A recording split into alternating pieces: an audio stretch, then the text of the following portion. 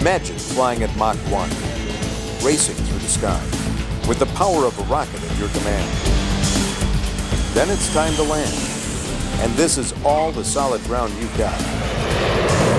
There's no substitute for skill up here, and now you call on every ounce to help you ease this bird down. It doesn't help that your landing strip is rocking and rolling in the ocean's pitch. At last, you hit the deck, jolting to a stop. Operating a large vehicle also demands skill and the ability to react quickly in an emergency. Every time you get behind the wheel of your truck, you take responsibility both for your own well-being and the safety of others on the road. Each decision you make can have serious consequences. Welcome to this National Roofing Contractors Association program on safe driving. Today, you're going to become familiar with some very important safety tips to help you keep your edge when you're on the road. This video only covers the basics, so make sure you read and understand your student manual.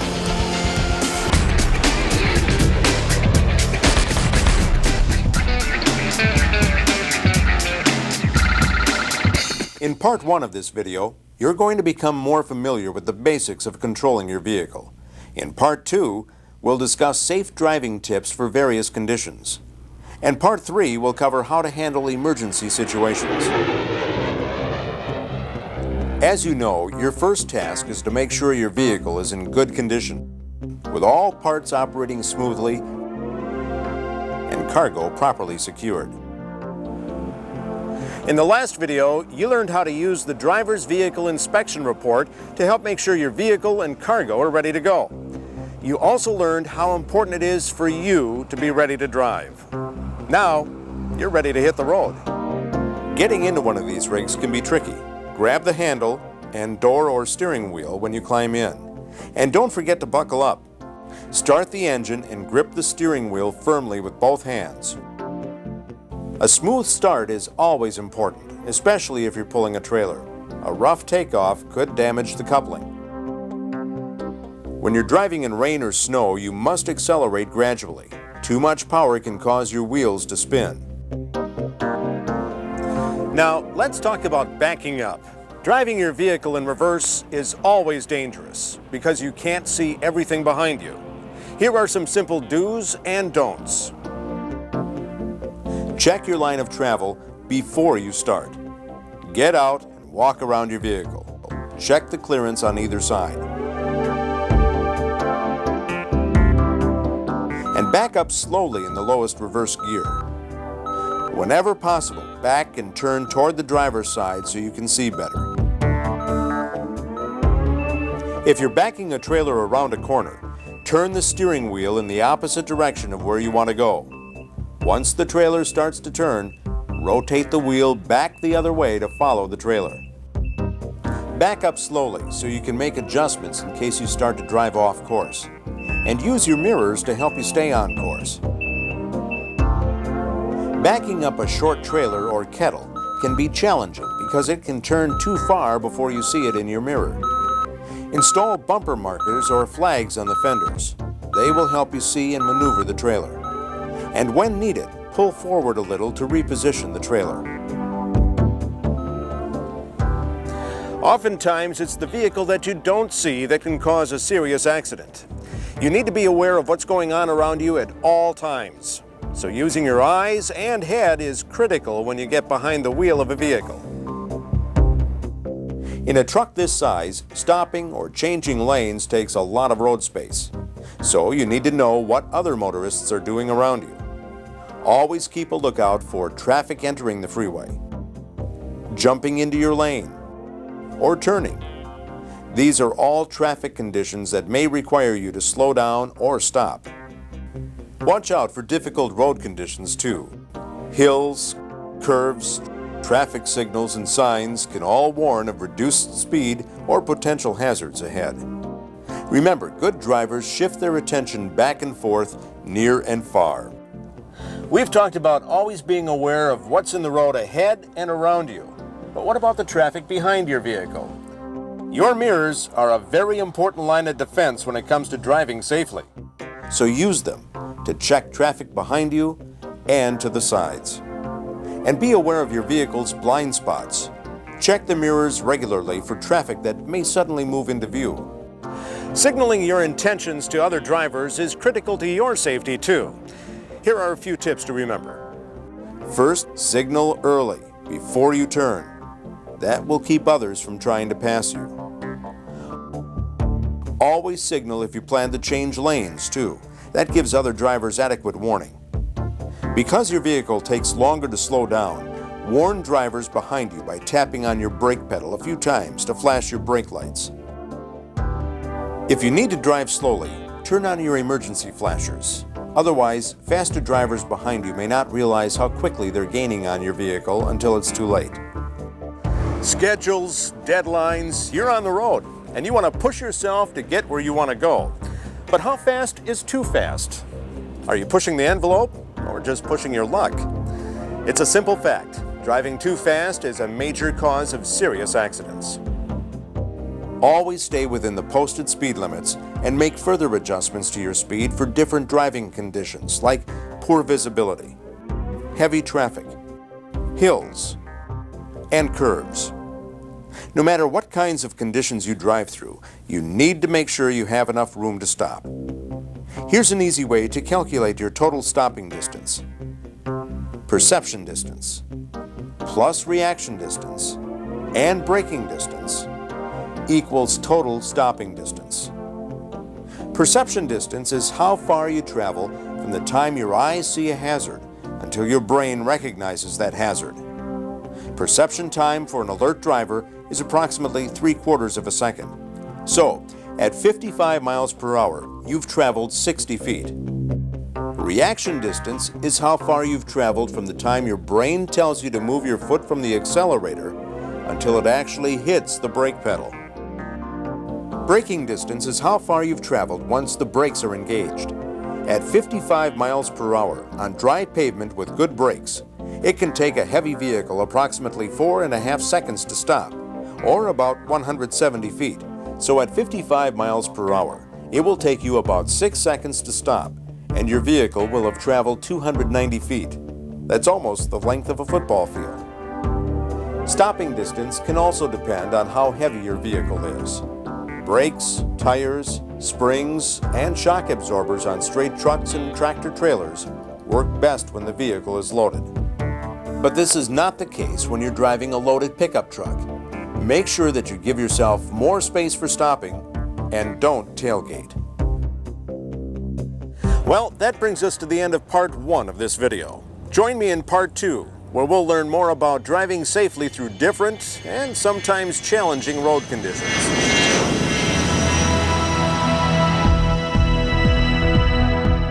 There was a time not long ago when many believed the sound barrier could never be broken. X1, we're at altitude 32. Pitch steady at 2 degrees, airspeed 410. 10 seconds to release. Roger, confirmed. I'm aware. But for those who dared, the sky really had no limits. These pilots were skilled, experienced, and able to recognize danger when it appeared. There's a good lesson to be learned. Every time you get behind the wheel of a vehicle, you must be able to recognize potential hazards. No matter how long or short your drive, conditions can vary. And one of the keys to staying safe is a solid understanding of how to recognize changes in the road ahead. In part 2 of this video, we're going to look at some tips to help you drive safely through changing and challenging road conditions.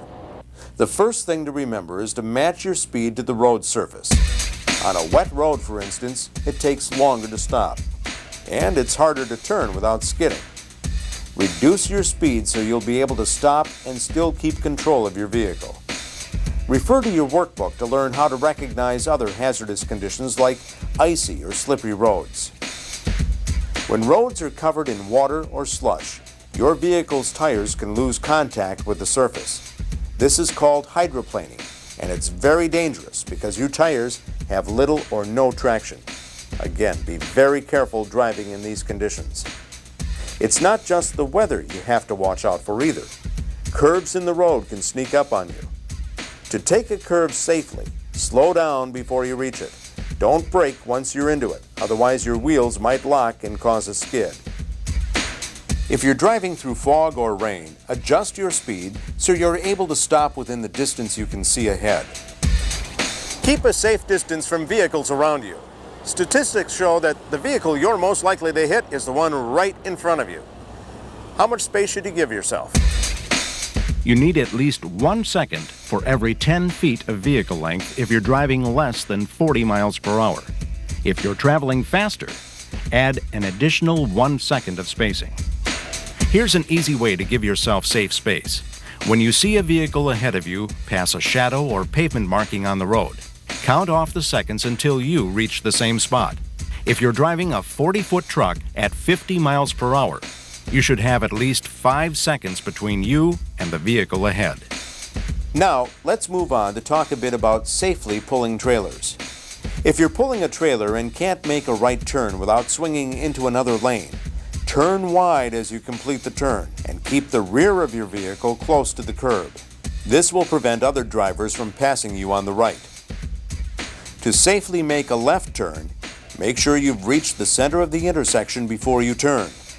If you turn too soon, the rear of your vehicle will cut the corner. And if there are 2 turning lanes, always take the right-hand lane. It will be easier to make a wide swing to complete the turn. It really pays to be aware of the size and weight of your vehicle, especially when you cross or enter traffic. For instance, you might need a much larger gap to fit your truck into the flow of traffic. Because your rate of acceleration will depend on the weight of your load, give yourself plenty of room. You've probably passed through one of these before. It may look easy enough, but train crossings can be very dangerous. A good rule of thumb is to approach every train crossing with the expectation that a train is coming. Never let traffic trap you on the tracks. And don't shift gears while you cross. It's no place to stall out.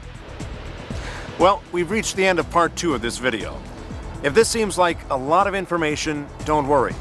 Read your student manual. It will help you remember these important safety tips. You're doing a great job. So join me in part 3, where we'll learn how to get a grip on some emergency situations you're bound to come across down the road.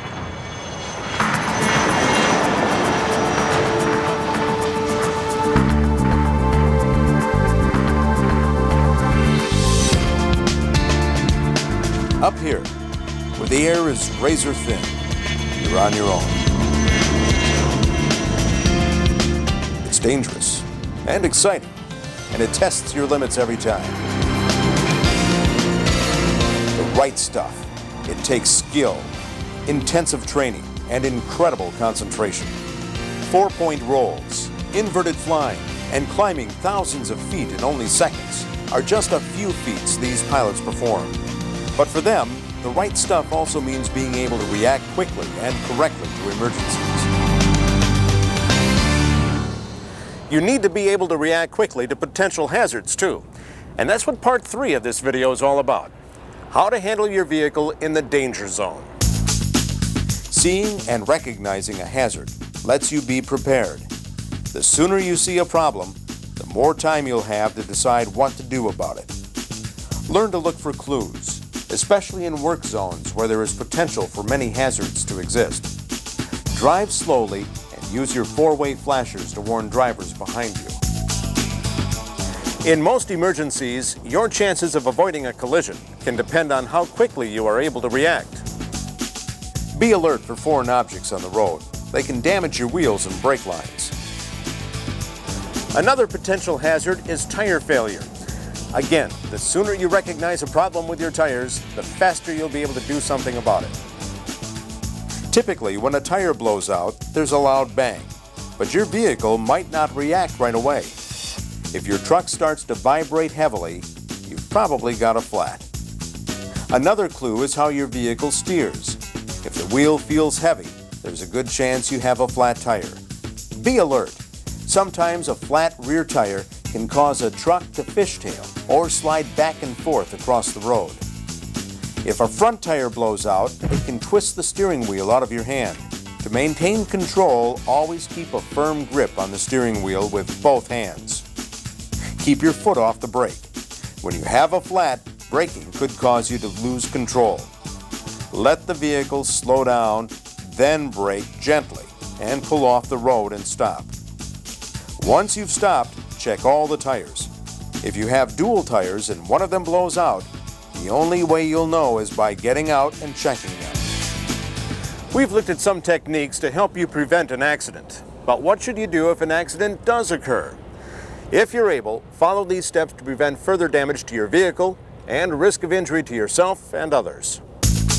First, get your vehicle out of the way. Emergency services arriving on the scene will need the space. Alert other drivers by turning on your flashers and setting out reflective triangles. Notify the authorities as quickly as possible. Once you've called for help, try to care for the injured. If someone more qualified is on hand, stay out of the way unless you're asked to help. And don't move a severely injured person unless absolutely necessary.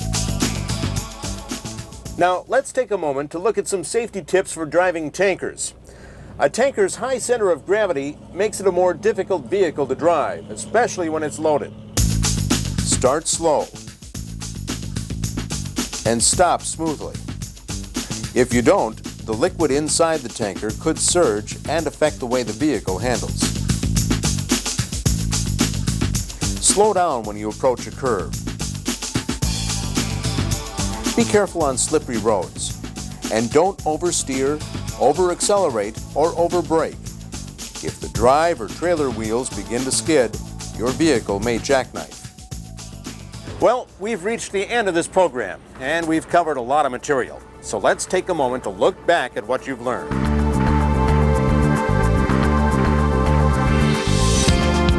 In Part 1, you reviewed the basics of vehicle control.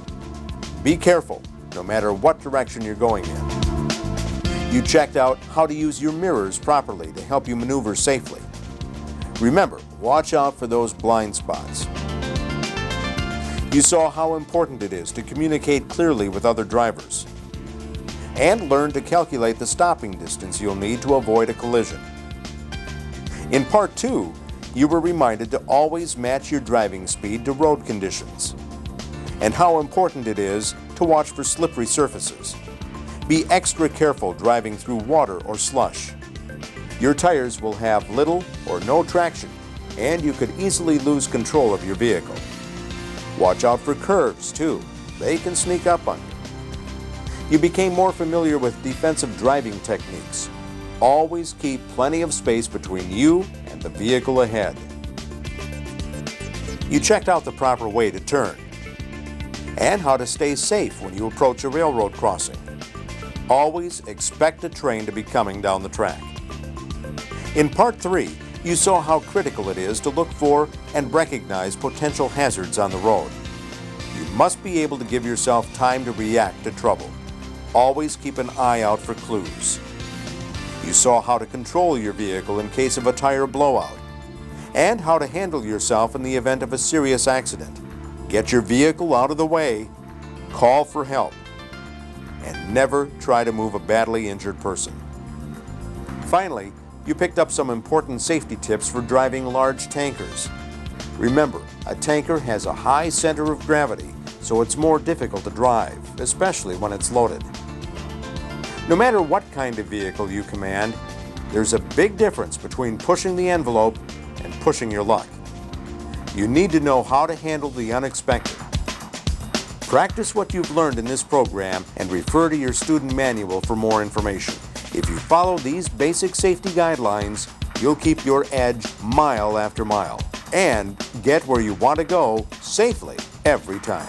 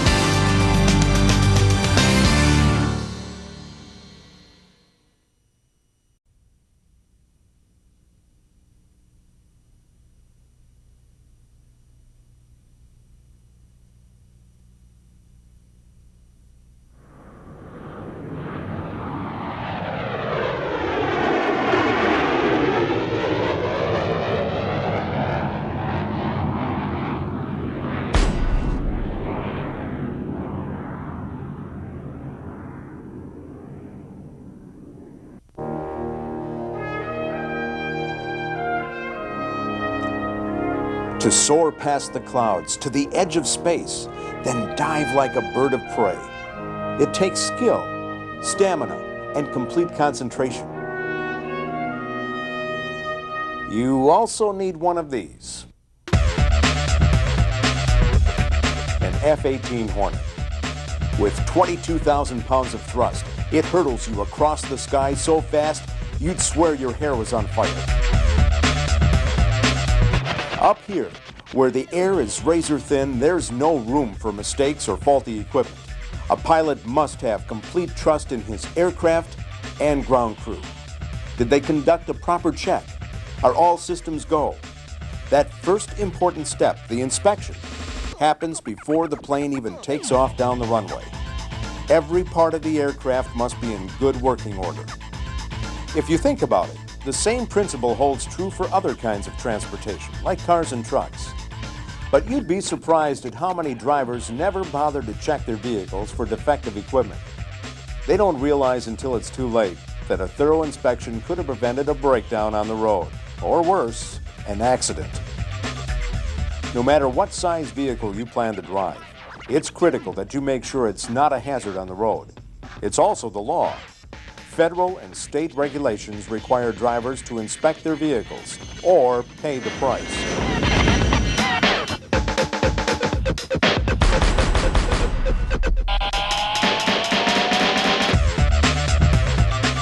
Welcome to part one of this National Roofing Contractors Association driver safety program on vehicle inspection. Today, you'll learn how to properly inspect your vehicle and secure cargo. Vehicle inspections are required by the Department of Transportation. These rules are known as the Federal Motor Carrier Safety Regulations and can be found in Part 49 of the Code of Federal Regulations. Throughout this program, you'll hear about a number of regulations that will affect your work as a driver. Make sure you read your student manual for more detailed information about these regulations. Knowing how to recognize potential hazards on your truck will not only make the road safer, it will help you comply and avoid run-ins with the law. Let's get started. The pilots you saw a few moments ago use a pre-flight checklist to make sure their planes are good to go. Your student workbook contains an inspection checklist that will help guide you through the vehicle inspection process. Remember, this video only covers the basics. Read your student manual and make sure you understand the material. It could save your life. A proper inspection begins when you approach your truck. Look for anything unusual about its general condition. For instance, does it lean to one side? Check under the truck. Do you see any fresh oil, coolant, or grease? If there is, you've got a leak and a potential problem. There's a lot to think about when you inspect your vehicle. Try using the following 7 steps to safety for vehicle inspections to help remind yourself of the basics. Your first step is to review the driver vehicle inspection report from the previous day. Part 396.11 of the Federal Motor Carrier Safety Regulations requires operators of commercial motor vehicles to fill out driver vehicle inspection reports, or DVIRs, at the end of the day. The DVIR should describe any repairs that were needed, and you can use it to make sure repairs were completed.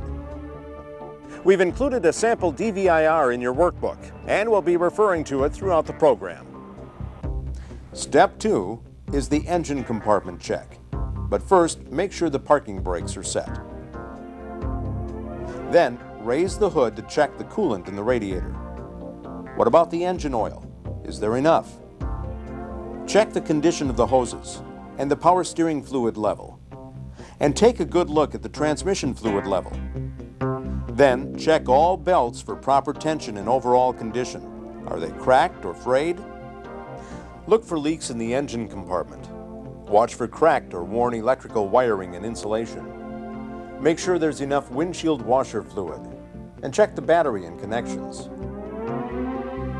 Finally, lower and secure the hood, cab, or engine compartment door. Now you're ready for step 3, starting the engine and inspecting the cab for any problems.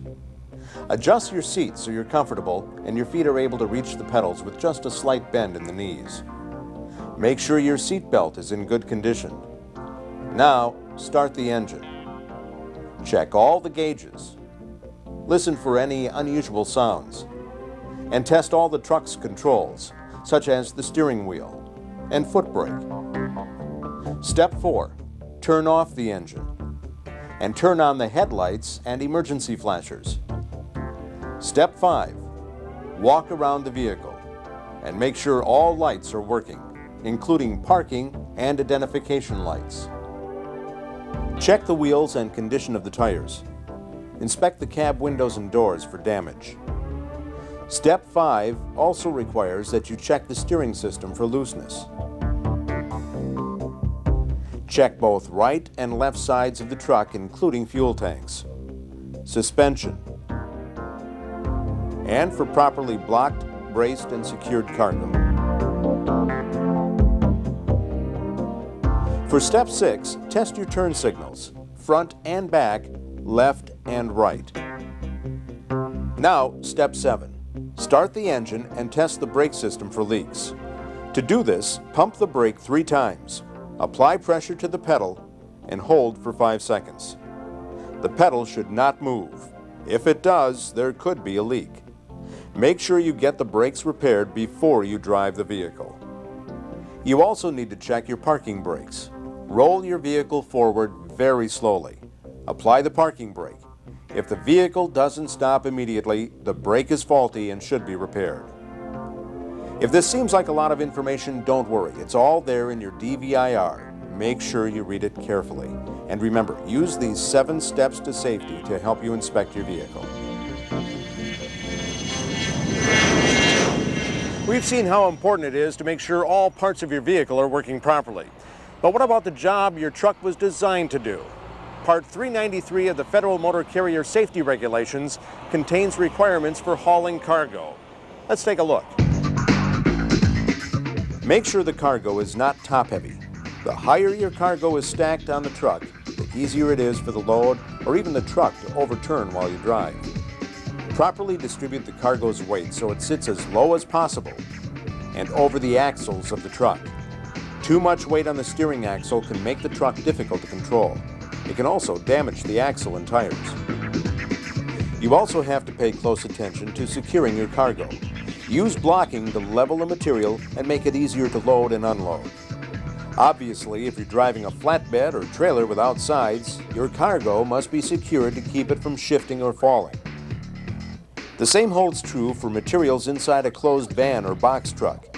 If cargo shifts, it can seriously affect the way the vehicle handles.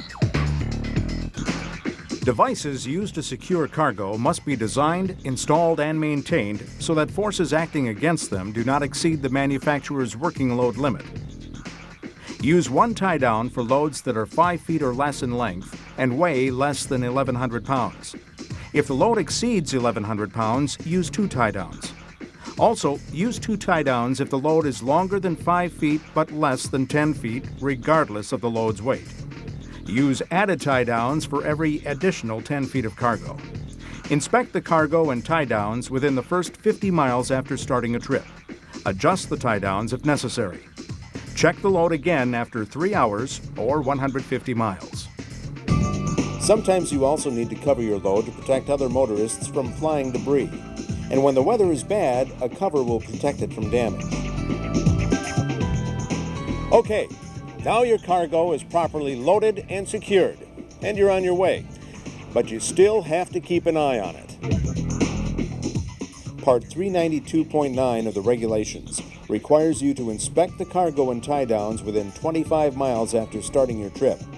Check them after brakes, too. It's possible for the load to have shifted or for the straps to have loosened up. You also need to know that there are rules strictly governing the transportation of hazardous materials. Check your workbook to learn where to find these regulations. But don't be fooled. These rules do apply to everyday roofing work. Did you know that DOT considers caulks and splicing compounds to be hazardous materials? It does, and considers many of the products you work with every day to be so too. But under the DOT rules, you can haul up to a total of 440 pounds combined of these types of materials without concern. Yet once you go over the 440-pound limit, the DOT requires shipping papers for each material you transport. And make sure the materials are properly contained for hauling. However, if you ever carry over 1,000 pounds of hazardous materials, you must have a commercial driver's license. In fact, to transport certain hazardous materials, DOT requires a hazardous materials endorsement in addition to the CDL. It's critical that you learn how to safely load and transport hazardous materials. Proper training won't just help you avoid an accident, it could prevent a tragedy. Perhaps the most important check you can perform before you drive is on yourself. Do not get behind the wheel if you have been drinking. Federal Motor Carrier Safety Regulations contain strict rules about the consumption of alcohol and medicines while driving. Make sure you read and understand these restrictions. Remember, when you drive under the influence of drugs or alcohol, every reaction you have will be delayed. And not only will you risk your own life, you'll be a hazard to others on the road. If you are on the road and find yourself becoming too tired or ill to drive, pull over and take a break. Taking short breaks can help you keep alert. Do some stretches and have a cup of coffee. Then get back on the road when you're feeling refreshed. A properly ventilated cab can also help you stay sharp. Always be aware of how you are feeling. Are you really rested and alert? Stay awake to stay safe. Well, we've come to the end of this video. Let's take a moment to quickly review what we've covered. You learned that a proper inspection begins when you approach the vehicle. Look for any clues that something may be wrong. Use the 7 steps to safety inspection method to help you check out your truck. Review the last driver vehicle inspection report, DVIR, and make sure all repairs were completed. Check the engine compartment, making sure everything is in order. Step 3, start the engine and carefully inspect the cab for any problems. Step 4, turn off the engine and check the lights. Step 5, do a walk-around inspection, making sure all lights and all parts of the truck are in good condition. Step 6, check your turn signals. Step 7, start the engine and test the brakes. You also learned how to properly tie down cargo using blocking and bracing, and how to balance the cargo so that it's not top-heavy or overloading an axle. We talked about how important it is to follow all the rules for transporting hazardous materials and making sure you clearly communicate any risk to other drivers and workers. You saw how critical it is to be alert behind the wheel. Never drive when you've been drinking. The two don't mix, and it's against the law. Finally, don't try to drive when you're fatigued. Pull over and stretch, drink some coffee, and then get back on the road when you're feeling refreshed. This may seem like a lot, but these safety tips and federal regulations are designed to help you reduce unnecessary risks. Making sure your truck works properly, cargo is secured, and you're alert as you drive are fundamental to a long, healthy career. After all, your well-being and the safety of others depends on you taking a little extra time and care. You may not push the edge of the envelope every day. In fact, we hope the maneuvers you've learned here become routine. They're designed to help you keep your vehicle running smoothly, avoid run-ins with the law, and to get you where you want to go safely. Make sure you read your student manual and use your inspection checklist. If you practice what you learn, you're sure to keep your edge every time you get behind the wheel.